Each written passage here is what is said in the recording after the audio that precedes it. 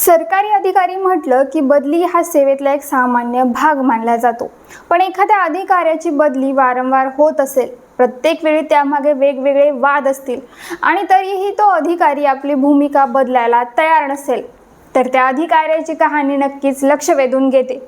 गेल्या काही वर्षात महाराष्ट्रात तुकाराम मुंढे हे नाव धडाडीच्या आणि नियमांवर ठाम राहणाऱ्या अधिकाऱ्यांचं प्रतीक बनलं आहे।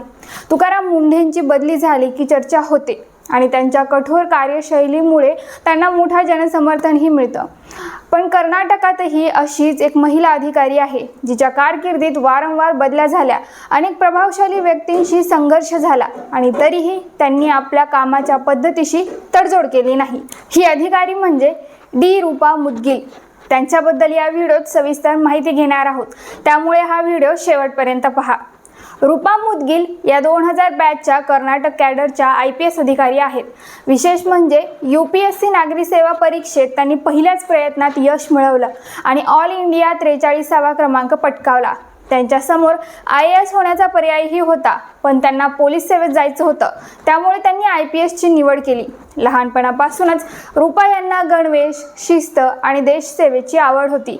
NCCच्या माध्यमातून त्यांच्या व्यक्तिमत्वावरही याचा मोठा प्रभाव पडला। पण रूपा यांची ओळख केवळ एका IPS अधिकाऱ्यापुरती मर्यादित नाही। त्या प्रशिक्षित भरतनाट्यम नृत्यांगना आहेत। भारतीय शास्त्रीय संगीताचंही त्यांनी प्रशिक्षण घेतलं आहे। पोलीस सेवेत असताना त्यांनी शार्प शूटिंगमध्येही प्रावीण्य मिळवलं आणि विविध स्पर्धांमध्ये पुरस्कार मिळवले। म्हणजे एका बाजूला खाकी वर्दीतील कडक अधिकारी आणि दुसऱ्या बाजूला कला संगीताची आवड असलेलं व्यक्तिमत्व, अशी त्यांची वेगळी ओळख आहे।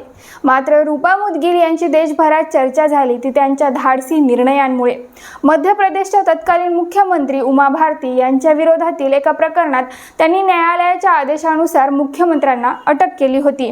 त्यानंतर 2017 मध्ये कर्नाटकातील परप्पना अग्रगार कारागृहातील कथित गैरप्रकारांवरून त्या पुन्हा चर्चेत आल्या। त्यावेळी रूपा मुदगिल या कारागृह विभागात वरिष्ठ पदावर होत्या। त्यांनी तत्कालीन AIADMK नेत्या VK शशिकला यांना कारागृहात कथित विशेष सुविधा दिल्या जात असल्याचा मुद्दा उपस्थित केला होता। या प्रकरणामुळे कर्नाटकच्या राजकारणात आणि प्रशासनात मोठी खळबळ उडाली होती। यानंतर रूपा यांची बदली झाली, पण ही पहिली किंवा शेवटची बदली नव्हती। बंगळुरूच्या सेफ सिटी प्रोजेक्टच्या टेंडर प्रक्रियेवरूनही त्यांनी एका वरिष्ठ IPS अधिकाऱ्याविरोधात प्रश्न उपस्थित केले होते। या प्रकरणानंतरही त्यांच्या पदात बदल झाला। 2020 मध्ये रूपा मुदगिल या कर्नाटकच्या पहिल्या महिला होम सेक्रेटरी बनल्या। एवढ्या वरिष्ठ आणि महत्त्वाच्या पदावर पोहोचलेल्या त्या कर्नाटकातील पहिल्या महिला अधिकारी ठरल्या। मात्र हे पदही त्यांच्याकडे फार काळ राहिलं नाही आणि इथूनच त्यांच्या कारकिर्दीतील एक वेगळा आकडा चर्चेत येतो। सुमारे 20 वर्षांच्या सेवेत त्यांच्या 40 पेक्षा जास्त बदल्या झाल्याचं विविध वृत्तांमध्ये नमूद करण्यात आलं आहे। म्हणजे सरासरी 6 महिन्यांनी किंवा त्याच्या आसपास त्यांचं पोस्टिंग बदलत गेलं, अशी चर्चा झाली। पण प्रश्न असा आहे की इतक्या बदल्या होऊनही रूपा मुदगिल थांबल्या का? तर नाही, त्या प्रत्येक वेळी नव्या पदावर गेल्या आणि काम सुरू ठेवलं। त्यांच्या समर्थकांच्या मते चुकीच्या गोष्टींविरोधात आवाज उठवण्याची त्यांची हीच वृत्ती त्यांना इतर अधिकाऱ्यांपेक्षा वेगळं ठरवते। अर्थात प्रत्येक वेळी बदलीचा संबंध केवळ त्यांच्या धाडसी निर्णयांशीच होता असं ठामपणे म्हणता येणार नाही। सरकारी सेवेत प्रशासकीय कारणांमुळेही बदल्या होत असतात, पण रूपा मुदगिल यांच्या बाबतीत वारंवार झालेल्या बदलांमुळे त्यांच्या कार्यशैलीवर नेहमीच चर्चा झाली। याचमुळे रूपा मुदगिल यांची महाराष्ट्रातील धडाडीच्या IAS तुकाराम मुंढेंशी तुलना होते। त्यांना कर्नाटकच्या तुकाराम मुंढे असं म्हटलं जातं, कारण दोघांची सेवा, कामाचं क्षेत्र आणि परिस्थिती वेगळी आहे।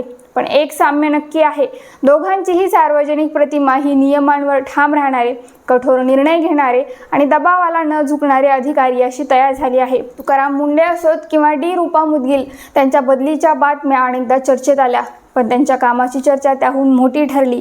रूपा मुदगिल यांच्या कहाणीचा खरा मुद्दा मात्र त्यांच्या बदल्यांची संख्या नाही। 40 वेळा बदली झाली म्हणून त्या मोठ्या ठरत नाहीत, तर 40 वेळा बदली झाल्यानंतरही आपण चुकीच्या गोष्टींविरोधात बोलणं थांबवायचं नाही, ही मानसिकता त्यांनी कायम ठेवली म्हणून त्यांची कहाणी महत्त्वाची ठरते। कारण पद कोणतं आहे, खुर्ची किती मोठी आहे किंवा पोस्टिंग किती दिवसांची आहे, यापेक्षा त्या पदाचा वापर आपण कशासाठी करतो हे अधिक महत्त्वाचं असतं। आणि म्हणूनच रूपा मुदगिल यांची ओळख केवळ 40 बदल्या झालेले IPS अधिकारी अशी नाही, तर बदली झाली, वाद झाले, टीका झाली, पद बदललं, पण तत्वांशी तडजोड केली नाही. अशी लेडी सिंगम म्हणून त्यांची कहाणी आजही चर्चेत आहे. म्हणूनच कर्नाटकच्या तुकाराम मुंडे अशी उपमा त्यांना देणं ही त्यांच्या कार्यशैलीची तुलना म्हणून नक्कीच करता येईल. अशाच माहितीपर व्हिडिओसाठी आझाद मराठी यूट्यूब चॅनलला सबस्क्राईब करा. धन्यवाद.